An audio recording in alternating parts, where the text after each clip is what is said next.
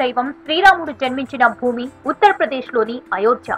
గత 500 ఏళ్లుగా కోట్లాది హిందువులు ఎదురు చూస్తున్న శుభ సమయం రానే వచ్చేసింది. అయోధ్యలో నిర్మిస్తున్న రామ మందిర ప్రారంభోత్సవానికి మరికొన్ని రోజులు మాత్రమే మిగిలి ఉన్నాయి. జనవరి 22న రామ మందిర ప్రారంభోత్సవం, బాలరామయ్య ప్రతిష్టాపన కార్యక్రమం జరగనున్న నేపథ్యంలో అత్యంత ఘనంగా ఏర్పాట్లు చేస్తున్నారు. ఈ కార్యక్రమానికి ప్రధాని నరేంద్ర మోదీ సహా భారీ సంఖ్యలో భక్తులు హాజరు కానున్నారు. ఇప్పటికే సాధువులు, సెలబ్రిటీలకు ఆహ్వానాలందాయి.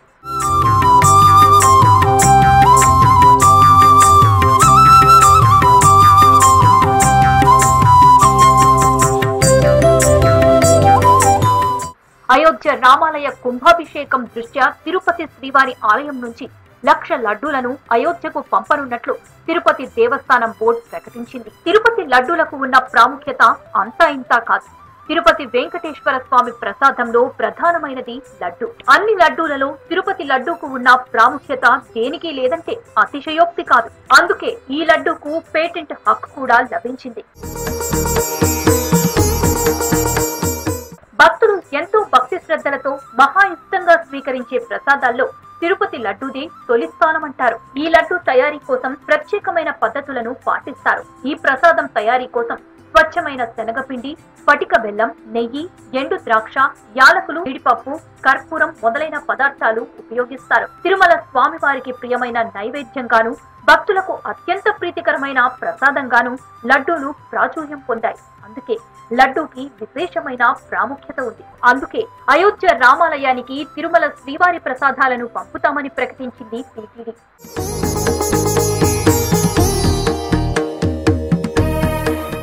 ఈ నెల 22న రామాలయం ప్రారంభం కానుంది. ఈ సందర్భంగా దేశమంతా ఎదురు చూస్తోంది. ప్రపంచ ప్రఖ్యాతిగాంచిన తిరుమల క్షేత్రం నుండి 1,00,000 లడ్డూలను పంపనున్నారు. ఒక్కో లడ్డు 25 గ్రాములు ఉంటుంది. ఈ లడ్డూలను టీటీడీ ప్రత్యేకంగా ఎంతో భక్తి శ్రద్ధలతో తయారు చేయిస్తోంది. భక్తులకు విక్రయించే లడ్డూలు 75 గ్రాములు ఉండగా అయోధ్యలో వచ్చే భక్తుల కోసం 1,00,000 లడ్డూలు ఉచితంగా అందించబోతోంది టీటీడీ. తిరుమలలోని పోర్టులో ఈ లడ్డూలు తయారు చేయిస్తుంది. త్వరలోనే 1,00,000 లడ్డూలు అయోధ్యకు చేరుకోనున్నాయి.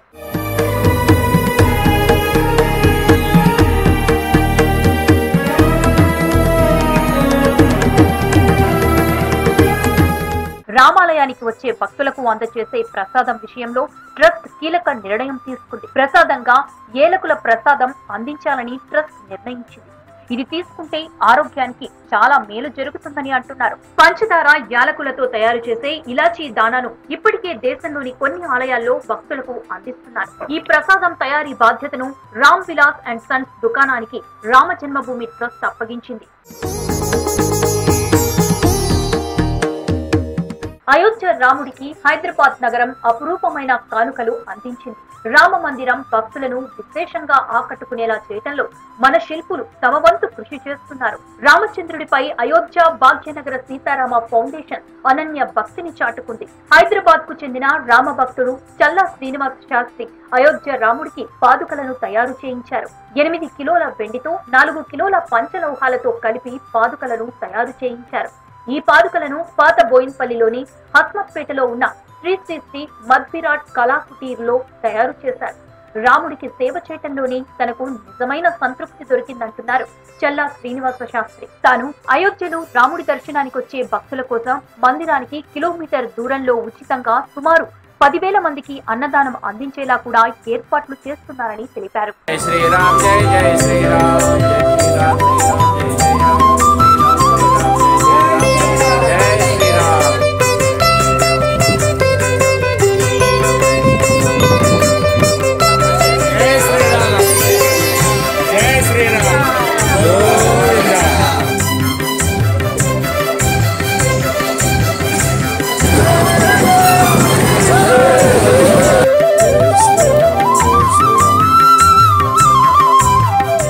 అయోధ్యలో త్వరలోనే దివ్యమైన రామ మందిర నిర్మాణం పూర్తి చేసుకుని ప్రారంభోత్సవానికి సిద్ధమవుతున్న ఈ తరుణంలో వేడుకను చూసేందుకు కోట్లాది మంది హిందువులు ఎన్నో ఏళ్లుగా ఎదురు చూస్తూ ఉన్నారు.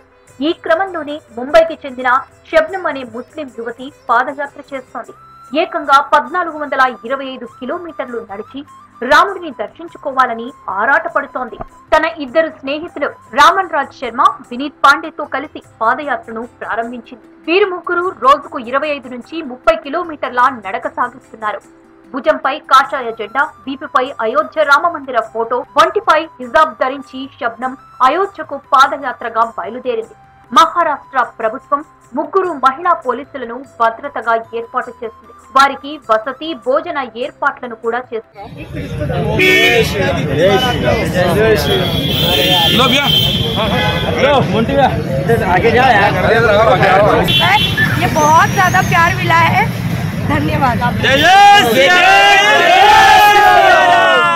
తాను హిందూను కాకపోయినా హిందూ దేవుళ్ల పట్ల తనకు ప్రేమ, భక్తి ఉన్నాయని, అదే సమయంలో అల్లా పైన, తన ముస్లిం మతం పైన అపారమైన గౌరవం ఉందని చెబుతోంది శబ్నం. తనకు చిన్నతనం నుంచి రామాయణం అంటే ఇష్టమని చెబుతోంది. తాను అయోధ్యలో కొలువు తీరనున్న राम लल्ला नु చూడాలనుకుంటున్నట్లు చెప్పింది. मैंने घर से जब मैं निकली थी ना, मैं अकेले निकली थी, मतलब हम 3 निकले थे अलग अलग, मतलब साथ में ही निकले थे लेकिन अलग अलग बीच से निकले. लेकिन अभी पूरा भारत हमारे साथ ही, अब देख सकते हो इतने सारे लोग इससे जुड़े हुए हैं. हमने सोचा भी नहीं था, हम सिर्फ 3 दोस्त घर से निकले थे प्रभु श्री राम जी का नाम लेके. और आज महाराष्ट्र में मैं रहती हूँ, मेरा घर है, लेकिन मेरे घर से ज्यादा प्यार मुझे मेरे पड़ोसी स्टेट जो है MP, वहाँ से मिल रहा है. तो बोलो मेरे साथ जय. అయోధ్య రాముడిపై చాలా మంది భక్తులు తమ ప్రేమను చాటుకుంటున్నారు. వినూత్నంగా కానుకలు పంపిస్తున్నారు. ఇప్పటికే భారీ బంగారు తాళం చెవి, 108 అడుగుల పొడవు, 3.5 అడుగుల మందం కలిగిన అగరబత్తి, బంగారు ఢంకా, హనుమత్ సమేత సీతారామచంద్ర భరత శత్రుఘ్నుల బంగారు ప్రతిమ, ఇప్పుడు భారీ బంగారు నగార, 500 వజ్ర వైఢూర్యాల నగలు, 500 కేజీల బరువైన గంట, ఇలా ఒకటేమిటి భక్తుల ఆరాధనకు ఆలంబనగా ఈ వినూత్న బహుమతులు అయోధ్యకు చేరుతున్నాయి. అయోధ్య శ్రీరాముడి ఆలయం ప్రారంభోత్సవం అద్వితీయ పండుగగా చరిత్రలో నిలిచిపోనుంది. నీలమేఘ శ్యాముడి ఆలయ నిర్మాణం అద్భుతంగా ఉండేందుకు శిల్పులు అహర్నిశలు శ్రమించారు. ఒక్క ఇనుప చువ్వ లేకుండా అంతా రాతితోనే స్తంభాలను నిర్మించి సర్వాంగ సుందరంగా తీర్చిదిద్దారు. ఈ ఆలయం స్ట్రక్చరల్ డిజైన్ రూపొందించిన బృందంలో మన హైదరాబాద్ వాసి, ఉత్తరాఖండ్ లోని కేంద్రీయ భవన నిర్మాణ పరిశోధనా సంస్థ సంచాలకుడు డాక్టర్ ప్రదీప్ కుమార్ రామన్ చెల్లా కీలక పాత్ర పోషించారు. సుమారు 4 ఏళ్ల నుంచి రామాలయ నిర్మాణంలో ఆయన బృందం ప్రత్యక్షంగా, పరోక్షంగా పాల్గొంది. స్ట్రక్చరల్ డిజైన్, పునాదుల నిర్మాణంలో ఆయన బృందం సభ్యులు రాత్రింబవళ్లు శ్రమించారు. డిజైన్ల నిర్మాణ వ్యయం, ఇతర అంశాలు టాటా కన్సల్టెన్సీ సర్వీసెస్ నిర్మాణ పనులను L&T సంస్థకు కేటాయించారు. పునాదుల నుంచి స్తంభాల వరకు ఎక్కడా స్టీల్ వినియోగించకూడదని నిర్ణయించారు. 4-5 నెలల పాటు శ్రమించి డిజైన్ ను తయారు చేశారు. భారీ భూకంపాలు వచ్చినా తట్టుకునే సామర్థ్యం ఉండేలా స్తంభాలు, సూపర్ స్ట్రక్చర్ ను రూపొందించారు.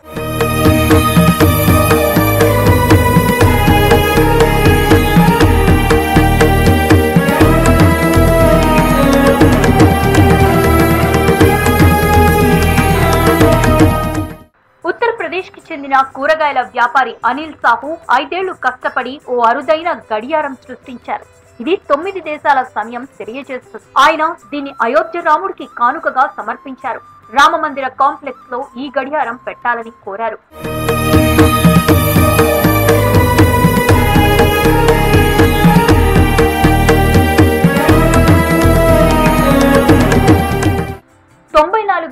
మంతా సుబ్బలక్ష్మి భక్తి అమోఘం, అపూర్వం. ఆమె ఎక్కడున్నా రామనామం జపిస్తూ ఉంటారు. ఒడిశాలోని పండిత కుటుంబంలో జన్మించిన మంతా సుబ్బలక్ష్మి ఇప్పటి వరకు శ్రీరామ నామాన్ని 80 లక్షల సార్లు రాశారు. త్వరలో తాను శ్రీరామనామాన్ని 1 కోటి సార్లు రాస్తానని సుబ్బలక్ష్మి తెలిపారు. రామాలయ ప్రారంభోత్సవం వేళ 22 ఏళ్ల మహిళ స్కై డ్రైవింగ్ స్టంట్ తో రామభక్తి చాటుకున్నారు. ఉత్తరప్రదేశ్ లోని ప్రయోగ్రాజ్ కు చెందిన అనామికా శర్మ అనే మహిళ అద్భుతమైన స్టంట్ ని ప్రదర్శించింది. బ్యాంకాక్ లో ఈ స్కై డ్రైవింగ్ స్టంట్ తో తన రామభక్తిని ప్రదర్శించి అందరినీ ఆశ్చర్యపరిచింది. బ్యాంకాక్ లో సుమారు 13,000 అడుగుల ఎత్తులో జై శ్రీరామ్ అనే జెండాతో ఈ స్కై డ్రైవింగ్ స్టంట్ చేసింది. ఇద్దరు యువకులు బాలరామయ్య వేడుకను కన్నులారా వీక్షించడానికి సైకిల్ మీద బయలుదేరారు. పశ్చిమ బెంగాల్లోని మల్దా నగరానికి చెందిన రవి విశ్వకర్మ, అభిజిత్ బస్పూర్ శ్రీరాముని దర్శనం కోసం మల్దా నుంచి అయోధ్యకు సైకిల్ పై బయలుదేరారు. మల్దా నుండి అయోధ్యకు 800 కిలోమీటర్ల కంటే ఎక్కువ దూరం. వీరిద్దరూ జనవరి 20 నాటికి సైకిల్ మీద 800 కిలోమీటర్లు ప్రయాణించి అయోధ్యకు చేరుకోవాలని లక్ష్యంగా పెట్టుకున్నారు.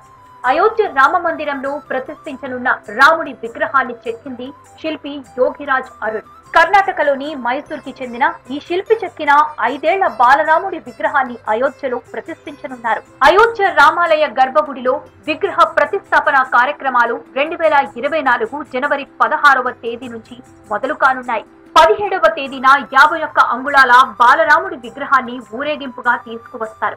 జనవరి 20న సరయూ నదీ జలాలతో రామ మందిరాన్ని శుద్ధి చేస్తారు. అదే రోజు వాస్తు పూజలు నిర్వహిస్తారు. 21న బాలరాముడి విగ్రహం సంప్రోక్షణ ఉంటుంది.